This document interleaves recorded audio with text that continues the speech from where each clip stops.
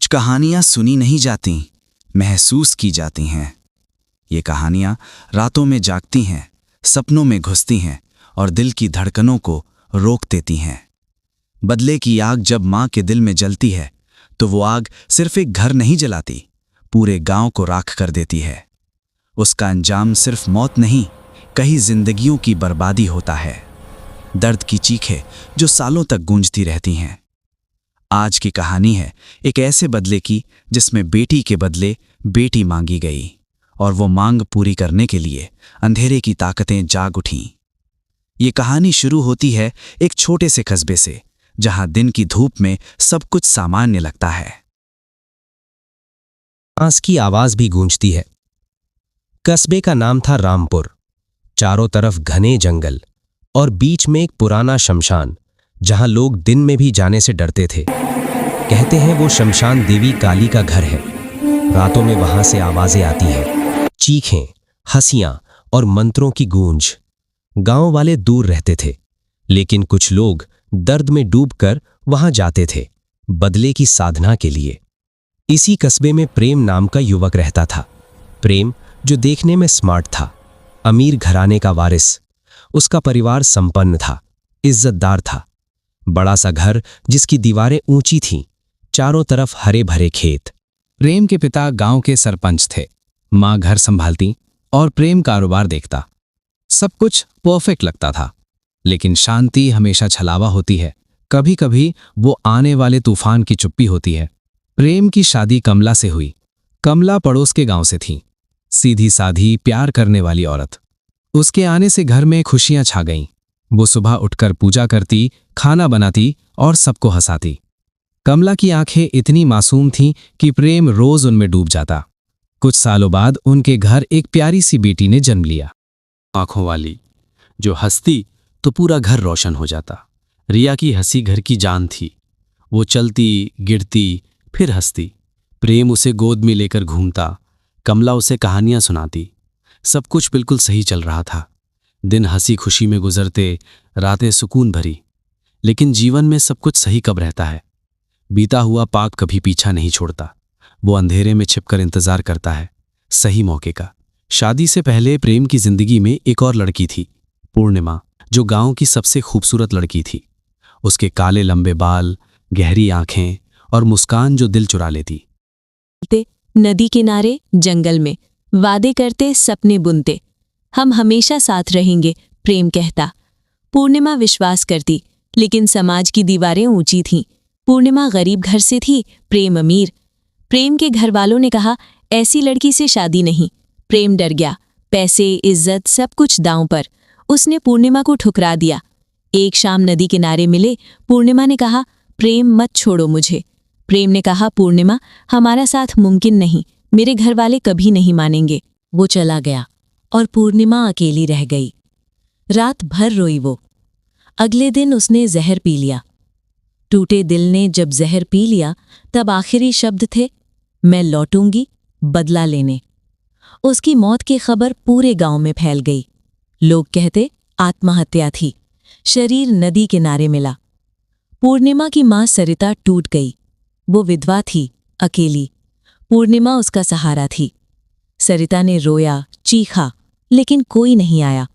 गांव वाले दूर रहते थे। वो भूल गया पूर्णिमा को, लेकिन सरिता नहीं भूली। उसका दर्द बढ़ता गया। रातों में सो नहीं पाती। एक रात वो शमशान गई। देवी काली की मूर्ति के सामने बैठी, मंत्र जपने लगी। दिनों तक साधना की। खाना नहीं, पानी नहीं, बस बदले की आग। कहते हैं देवी ने दर्शन दिए, एक काली परछाई। बदला मिलेगा, आवाज आई। सरिता बदल गई। उसकी आंखें लाल हो गई, शक्ति आ गई। अब वो इंतजार करती सही मौके का। इनकी जिंदगी सामान्य हो गई, लेकिन रातों में कभी कभी उसे पूर्णिमा की याद आती। एक हल्की सी ठंडी हवा, और वो महसूस करता जैसे कोई उसे देख रहा हो। एक दिन प्रेम के घर के बाहर एक बूढ़ी औरत भीख मांगती दिखी। कमजोर आवाज, झुकी कमर, फटे कपड़े और आंखें जो जमीन पर टिकी हुईं। वो सरिता थी, लेकिन कोई नहीं पहचाना। उसने खुद को बदल लिया था। कमला को दया आ गई। उसने कहा, अंदर आओ अम्मा, थोड़ा खाना खा लो। यही सबसे बड़ी गलती थी। बूढ़ी औरत अंदर आई। उसने घर को देखा, खुशियां देखीं। वो बोली। रिया हंसी, लेकिन बूढ़ी औरत ने बस सिर हिलाया। उसके हाथ में एक काला धागा था, जैसे उसने रिया को बांध दिया। कमला ने नहीं रोका, सोचा आशीर्वाद है। उस रात प्रेम को लगा घर में कुछ गड़बड़ है। खिड़की से हवा आ रही थी, लेकिन बाहर हवा नहीं थी। लाइटें झपक रही थी, एक अजीब बदबू। सुबह कमला ने बूढ़ी औरत को फिर देखा। वो घर के बाहर बैठी थी, मंत्र जप रही थी। कमला ने पूछा, अम्मा क्या चाहिए? बूढ़ी ने कहा, बस थोड़ी दया। मेरी बेटी गई है, अब तेरी बेटी देखकर सुकून मिलता है। रिया उसके पास जाती तो वो बच्ची को गोद में ले लेती, कहानियां सुनाती, लेकिन अजीब कहानियां, बदले की, मौत की। हर बार रिया रोने लगती। मम्मी, अम्मा डराती हैं। कमला हंसती, बेटा वो तो मजाक है। लेकिन रातों में रिया के सपने बदल गए। वो सपने में एक काली औरत देखती जो कहती, आ जा मेरे साथ। एक रात प्रेम जागा। उसे लगा कोई फुसफुसा रहा है। बेटी, बदला। वो उठा, कमरे में देखा, कुछ नहीं, लेकिन रिया के कमरे से रोने की आवाज आई। प्रेम दौड़ा, आंखें खुली हुईं, वो डरी हुई थी। पापा, कोई आंटी आई थी, काली काली। प्रेम ने हंसकर टाल दिया, सपना होगा बेटा। लेकिन अगली रात फिर वही। अब कमला को भी शक होने लगा।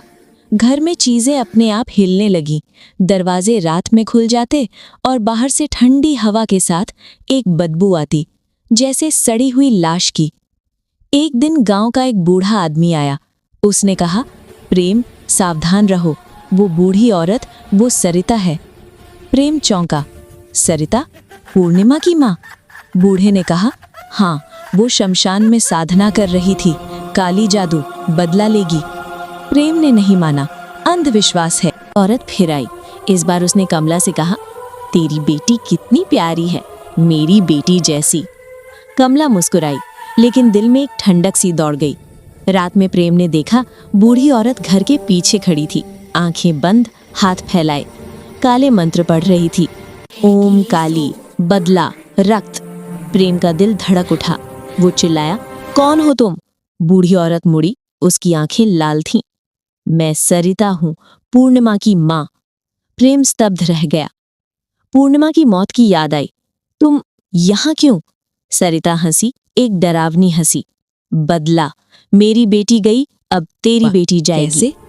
उस रात घर में अंधेरा छा गया, लाइटें नहीं जलती। रिया रो रही थी। सरिता ने बताया अपनी कहानी, कैसे पूर्णिमा ने जहर खाया, कैसे उसने शमशान में साधना की, देवी काली से वरदान मांगा, बदले की शक्ति। अब अमावस्या की रात तेरी बेटी की बलि दूंगी। प्रेम और कमला बेबस थे। पुलिस को बताया, लेकिन कोई सबूत नहीं। बूढ़ी औरत गायब हो जाती। दिन बीतते गए, अमावस्या करीब आती गई। हर रात घर में अजीब घटनाएं, दीवारों पर खून के निशान उभरते। रिया के सपनों में पूर्णिमा आती, कहती, मुझे ले जाओ। एक रात कमला अकेली थी। उसे लगा कोई पीछे है। मुड़ी तो सरिता खड़ी थी, छुरा हाथ में। गायब। गांव वाले अब बातें करने लगे, प्रेम के घर में भूत है, पूर्णिमा लौट आई है। प्रेम ने पंडित बुलाया। पंडित ने पूजा की, लेकिन बीच में चीख उठा, ये ताकत मेरे बस की नहीं, और भाग गया। रिया बीमार पड़ने लगी। उसकी आंखें पीली हो गईं। डॉक्टर ने कहा कोई बीमारी नहीं, लेकिन रिया कहती, आंटी आती है, मुझे बुलाती है। अमावस्या से 2 दिन पहले एक बड़ा तूफान आया। बारिश, बिजली, घर की लाइट गई। अंधेरे में एक परछाई दिखी, पूर्णिमा की। वो हंस रही थी। प्रेम, अब तू समझेगा दर्द। प्रेम चीखा, कमला रोई। कर लो, अमावस्या आने वाली है। प्रेम ने गुस्से में कहा, चली जाओ।